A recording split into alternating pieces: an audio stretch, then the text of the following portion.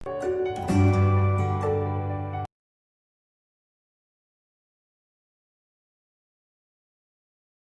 Morning student. बेटे स्वागत है आपका त्रिवेणी मेमोरियल सीनियर सेकेंडरी स्कूल की ऑनलाइन क्लासेस में। तो आज की कक्षा में मैं आपको हिंदी व्याकरण से जो शीर्षक करवा रही हूँ वो है लिंग। अब आपको मैंने हमेशा बताया है कि जब भी मैं आपको व्याकरण का टॉपिक करवाती हूँ तो सबसे पहले हम क्या करेंगे, उसकी परिभाषा।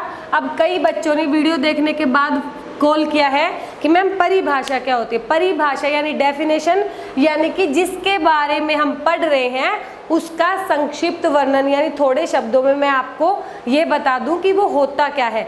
किसी का अर्थ बताना, मतलब बताना, किसी चीज़ को समझाना, वो उसकी परिभाषा हो जाती है। यानी कि अगर लिंग की परिभाषा जब तक आपको नहीं पता होगी, डेफिनेशन नहीं पता होगी, आपको पता ही नहीं चलेगा कि लिंग छांटने कैसे हैं, लिंग होते क्या है। तो लिंग की परिभाषा क्या होगी, स्त्री या पुरुष जाति का ज्ञान कराने वाले शब्द, यानी वो संज्ञा शब्द जो स्त्री या पुरुष जाति के बारे में हमें बता दे, उनका ज्ञान करा दे, उनका बोध करा दे, वो लिंग में आते हैं। ठीक है, तो लिंग की परिभाषा हमारी ये होगी। अब हमेशा सेकंड क्वेश्चन क्या बनता है कि उसके प्रकार, भेद, अंग, भाग कितने हैं, तो हम प्रकार से करते हैं। तो लिंग के प्रकार कितने हैं, लिंग के 2 प्रकार है।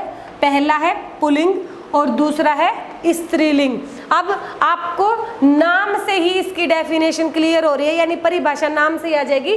पुल्लिंग यानी पुरुष की बात हो रही है, स्त्रीलिंग यानी स्त्री की बात हो रही है। तो यहीं से परिभाषा बनाते हैं, वो संज्ञा शब्द जो पुरुष जाति का बोध कराते हैं, यानी कि ऐसे शब्द जो हमें पुरुष के बारे में ज्ञान कराएं या पुरुषत्व का बोध कराएं, वो सारे किस में आ जाते हैं, पुल्लिंग में आ जाते हैं।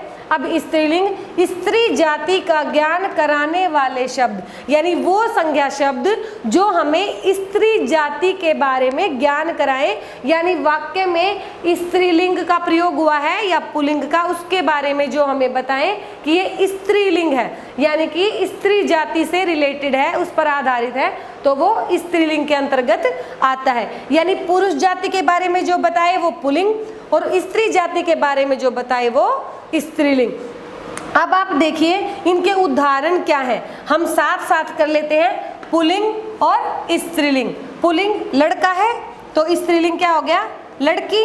फिर मोर, यहाँ मोरनी, यहाँ बैल तो यहाँ गाय, यहाँ अध्यापक तो यहाँ अध्यापिका, यहाँ नर मछली और यहाँ मादा मछली। अब आप इसको समझो, इस वाले को आप समझेंगे।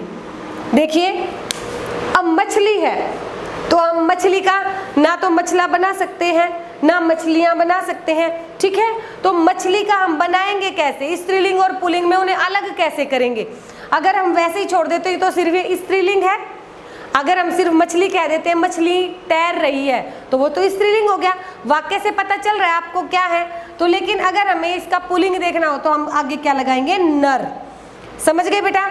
कुछ शब्द ऐसे होते हैं जो स्त्रीलिंग और पुल्लिंग में एक जैसे होते हैं, उनके आगे नर या मादा लगाना पड़ता है, तब हमें पता चलता है ये स्त्रीलिंग है या पुल्लिंग है। तो मछली के आगे नर लगाया तो ये पुल्लिंग हो गया, और मछली के आगे मादा लगाया तो ये स्त्रीलिंग हो गया। ऐसे ही छिपकली है, छिपकली के आगे अगर नर लगाएंगे मादा हो जाएगी, और छिपकली के आगे अगर मादा लगाएंगे तो स्त्रीलिंग हो जाएगी। उसके बाद है चिकित्सक, प्रधानमंत्री। अब चिकित्सक, प्रधानमंत्री, वकील, राष्ट्रपति, ये ऐसे शब्द हैं चाहे स्त्रीलिंग हो या पुल्लिंग हो, इन दोनों में एक समान रहते हैं। अब आप देखिए हमारे देश में चाहे लड़का डॉक्टर हो या लड़की डॉक्टर हो, तो आप कहते हो कभी कि लड़की डॉक्टर लड़का डॉक्टर, नहीं, आप सीधा दोनों को क्या बोलते हो, डॉक्टर डॉक्टर बोलते हो। अब प्रधानमंत्री चाहे मोदी जी हैं या इंदिरा गांधी जी थी, हम उसको प्रधानमंत्री ही तो बोलते हैं। और अगर राष्ट्रपति की बात ले लो, चाहे राष्ट्रपति प्रणब मुखर्जी थे या फिर प्रतिभा जी थी, उनको हम हमेशा राष्ट्रपति ही बोलते थे।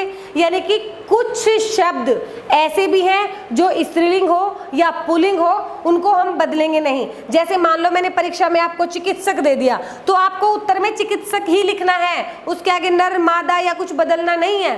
प्रधानमंत्री आ गया तो आपके लिए तो फायदे हैं, यूं का यूं उठा के प्रधानमंत्री ही लिखना है आपको। समझ रहे हो ना।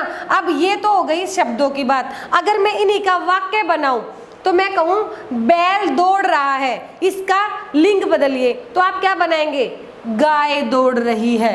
अगर मैं कहूं मोर नाच रहा है तो आप क्या बनाएंगे, मोरनी नाच रही है। अगर मैं कहूं प्रधानमंत्री जी बोल रहे हैं, भाषण दे रहे हैं, तो आप क्या बनाओगे, प्रधानमंत्री जी भाषण दे रहे हैं। अगर मैं कहूं अध्यापक जी पढ़ा रहे हैं तो आप क्या कहोगे, अध्यापिका जी पढ़ा रही हैं। लेकिन अगर मैं कहूं कल हमारे घर पापा को देखने चिकित्सक जी आए थे तो आप क्या कहोगे, कल हमारे घर पापा जी को देखने चिकित्सक जी आएंगे, क्योंकि वो तो बदलना ही नहीं है। अगर मैं कहूं मैंने दीवार पर नर्म छिपकली देखी तो आप क्या बनाओगे, मैंने दीवार पर मादा छिपकली देखी। तो यानी कि वाक्य में भी आ सकते हैं, शब्दों में भी आ सकते हैं, छाटने भी आ सकते हैं, बनाने भी आ सकते हैं, रेखांकित करने भी आ सकते हैं, एमसीक्यू में भी आ सकते हैं। मतलब तरीका चाहे कोई भी हो परीक्षा में आने का, लेकिन आपको परीक्षा हल करनी आनी चाहिए। और आएगी कैसे, जब तक आप ये पूरा का पूरा चैप्टर नहीं देखेंगे आपको परीक्षा हल करनी नहीं आएगी। तो हम दोबारा से देख लेते हैं। लिंग वो होते हैं जिसमें स्त्री और पुरुष जाति का ज्ञान कराने वाले शब्द होते हैं। प्रकार कितने होते हैं, पुल्लिंग और स्त्रीलिंग दो प्रकार होते हैं। पुल्लिंग में पुरुष जाति का बोध होता है, स्त्रीलिंग में स्त्री जाति का बोध होता है। कुछ शब्द ऐसे हैं जो स्त्रीलिंग और पुल्लिंग में अलग अलग होते हैं, कुछ शब्द ऐसे हैं जिनमें नर और मादा लगाया जाता है, और कुछ शब्द ऐसे होते हैं जो बदले ही नहीं जाते, जैसे चिकित्सक, प्रधानमंत्री, राष्ट्रपति, वकील, अभियंता। ठीक है, तो मुझे उम्मीद है कि आज की कक्षा में जो मैंने आपको करवाया है, लिंग का ये पाठ करवाया है, वो आपको काफ़ी अच्छे से समझ आ गया होगा। अब आप इसको देखने के बाद अपनी पाठ्य पुस्तक से अपना स्वयं का अभ्यास अवश्य करेंगे।